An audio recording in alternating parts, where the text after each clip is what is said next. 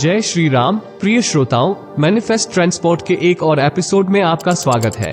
यदि आज आप यहाँ हैं, तो इसका मतलब है कि आप प्राचीन ज्ञान की आकर्षक दुनिया में मेरे साथ चलने के लिए तैयार हैं। आज हम बात करने वाले हैं देवी वार्ताली की रहस्यमय दुनिया की, एक दिव्य शक्ति जो ब्रह्मांडीय ऊर्जा के साथ अपने गहन संबंध और अतीत, वर्तमान और भविष्य के माध्यम से अपने भक्तों का मार्गदर्शन करने की क्षमता के लिए प्रतिष्ठित है।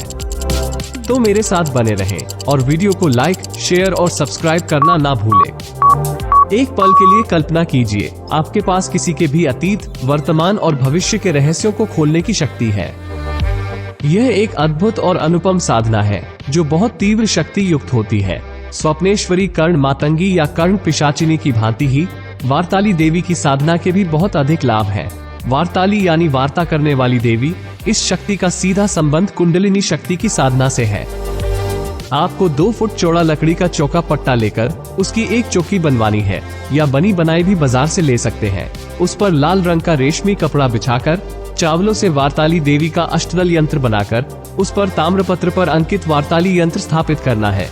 चौकी के चारों कोनों में तेल के 4 दिए जलाएं। साधक कृष्ण पक्ष की चतुर्दशी को नहा धोकर गुरुदेव और गणेश जी की पूजा करने के उपरांत मुख्य पूजा करें।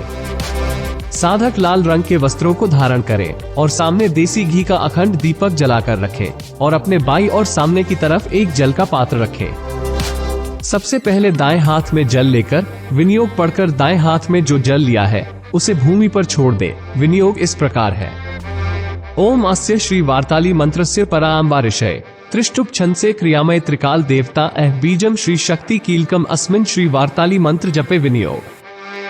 अब आइए साधना के असली भाग पर आते हैं।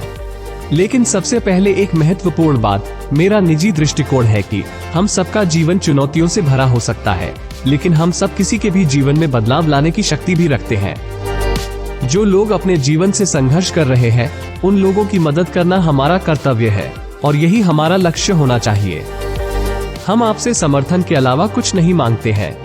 मैनिफेस्ट ट्रांसपोर्ट को सब्सक्राइब करके आप एक दयालु समुदाय में शामिल होंगे जो वापस देने की शक्ति में विश्वास करता है। मूल मंत्र इस प्रकार है: ओम ऐह्री श्रीं पंचकारस्य स्वाहा। ऋष्यादि न्यास इस प्रकार है: परान्बा ऋषे नमः शिरस, त्रिष्टुप छंसे नमः मुखे, त्रिकाल देवताभ्यो नमः हृदये, बीजाय नमः गुह्ये, ह्री शक्ति नमः नाभो, श्री कीलकाय नमः पाठ्यो, विनियोगाय नमः सर्वांगे। उपरोक्त न्यास में जिन जिन अंगों का नाम आया है, 5 उंगलियों को मिलाकर उस स्थान को स्पर्श करें। कर न्यास इस प्रकार है: ओम अंगुष्ठाभ्य नमः, तर्जनीभ्य नमः, ह्रो मध्याभ्य नमः, श्री अनामिकाभ्य नमः, पंचकारस्य कनाष्टिकाभ्य नमः, ओम ऐह्री श्री करतलकर पृष्ठभय नमः। शंगन्यास इस प्रकार है: ओम हृदयाय नमः, 5 अंगुलियों से हृदय को स्पर्श करें। ह्री शिर से स्वाहा। सिर को स्पर्श करें। ह्री शिखाय वष्ट। शिखा को स्पर्श करें। श्री कवचाय हूँ। दोनों कंधों को स्पर्श करें। पंचकर्स्य नेत्र त्रयाय वष्ट। दोनों नेत्रों को स्पर्श करें। ओम ऐह्री श्रीन अस्त्राय फट। अपने सिर के ऊपर से दाहिना हाथ घुमाकर चुटकी बजा दें। इस साधना में काले हकीक की माला से ही साधना की जा सकती है और 21 माला प्रतिदिन नित्य 41 दिनों तक जाप करें। जाप के समय सामने देसी घी की अखंड ज्योत जलती रहे और चौकी के चारों कोनों पर सरसों के तेल के दिए जलते रहने चाहिए। साधक को कृष्ण पक्ष की चतुर्दशी से साधना प्रारंभ करके शुक्ल पक्ष की पूर्णिमा तिथि तक साधना संपन्न करनी चाहिए। दिन में एक समय ही मीठा और ठंडा भोजन करें। भूमि पर शयन करें और पूर्णतया ब्रह्मचर्य का पालन करें। इसका साधक साधना संपन्न कर लेने के बाद भूत, भविष्य और वर्तमान तीनों कालों को जानने वाला त्रिकालदर्शी बन जाता है। जैसे ही साधना समाप्त होती है, देवी वार्ताली अपनी अलौकिक कृपा में स्वयं को दिव्य प्रकाश के एक कण के रूप में प्रकट करती है। ये कण आपके अंदर विलीन हो जाता है। ये क्षण वास्तव में बहुत अनोखा है। तीनों कालों में और तीनों लोकों में घटित हो चुकी या घटित हो रही या घटित होने वाली घटनाओं को साधक दूरदर्शन के पर्दे की तरह आसानी से देख सकता है और सबका भला कर सकता है। साधना पूर्ण होने पर सिद्ध हुए ताम्रपत्र यंत्र को साधक अपनी बाजू या गले में धारण कर सकता है।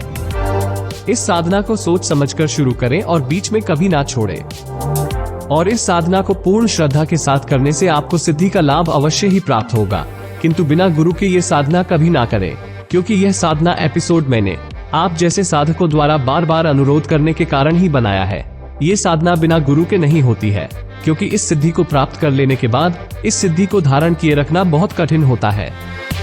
वास्तव में बहुत कठिन काल होता है, इसलिए पहले अपने गुरु से परामर्श करके उन्हें दक्षिणा और सेवा से प्रसन्न करें, फिर उनकी आज्ञा लेने के बाद ही इस साधना को करें। जैसे कि हम आज की यात्रा के अंत पर पहुंचते हैं, मैं आपको एक विचार के साथ छोड़ना चाहता हूं। दुनिया ऐसे रहस्यों से भरी हुई है जो खुलने का इंतजार कर रहे हैं। ऐसी साधनाएं हैं जो बताए जाने का इंतजार कर रही हैं, चाहे ये प्राचीन मंत्रों के माध्यम से हो या किसी और माध्यम से। हमारे पास जुड़ने, बदलने और मंत्र मुग्ध करने की शक्ति है। अगर आज की वीडियो को समझने में आपको कोई भी परेशानी आई हो तो आप मेरे ब्लॉग पर जाकर भी पूरी जानकारी और साथ ही और भी अधिक जानकारी हिंदी और इंग्लिश दोनों में प्राप्त कर सकते हैं। ब्लॉग का लिंक डिस्क्रिप्शन में दे दिया गया है। इसलिए मैं आपको मंत्रों की शक्ति और इन पर विश्वास करने के विचार के लिए आमंत्रित करता हूँ। कहीं न कहीं हमारी समझ से परे एक शक्ति है जो वास्तविक है।